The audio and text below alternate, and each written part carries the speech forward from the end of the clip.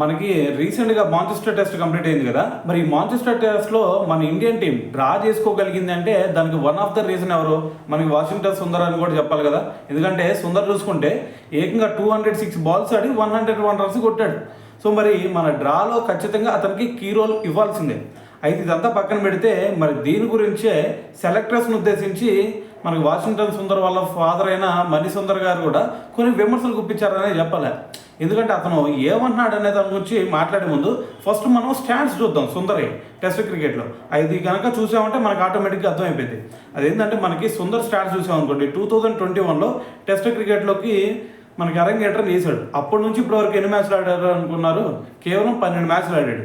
అయితే బ్యాటింగ్లో చూసుకుంటే అతనికి దాదాపు 47 యావరేజ్ ఉంది.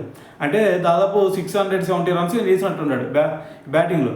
దాని తర్వాత బౌలింగ్లో చూసుకుంటే ఏకంగా 38 వికెట్స్ తీసుకున్నాడు ఈ 12 మ్యాచెస్లో. అంటే మరి అతని పర్ఫార్మెన్స్ మంచిగా ఉందా లేదా? మంచిగానే ఉంది కదా ఈ స్టాట్స్ చూస్తుంటే. సో మరి దీని గురించి వాళ్ళ ఫాదర్ ఏమంటున్నారంటే, ఇప్పుడు సుందర్ గురించి సెలెక్టర్స్ కొంచెం వివక్ష చూపిస్తున్నారేమో అనిపిస్తుంది.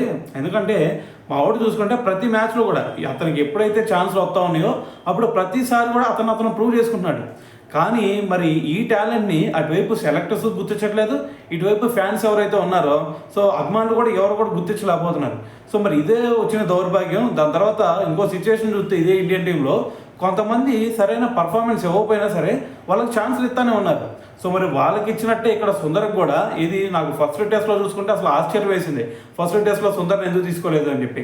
సో మరి మొన్న చూసుకుంటే మాంచెస్టర్ టెస్ట్లో మరి లాస్ట్ ఇన్నింగ్స్లో చూసుకుంటే అతన్ని 5th పొజిషన్లో పంపించారు కదా. సో ఇదే విధంగా మీరు వరుసగా ఒక 10 మ్యాచ్లు ఇదే పొజిషన్లో పంపించి చూడండి, సుందర్ని ఇంకో రేంజ్లో మీరు చూస్తారు అని చెప్పేసి ఆయన ఒక ఇంటర్వ్యూలో అయితే మాట్లాడటం జరిగిందనమాట.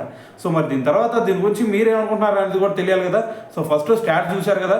సో మరి స్టాట్స్ చూసిన తర్వాత మరి అతనికి వచ్చిన ఆపర్చునిటీస్ చూసిన తర్వాత దాని తర్వాత వాళ్ళ ఫాదర్ చేసిన ఈ కామెంట్స్ని బట్టి మరి మీకేమనిపిస్తుంది అనేది కింద కామెంట్ చేసేయండి.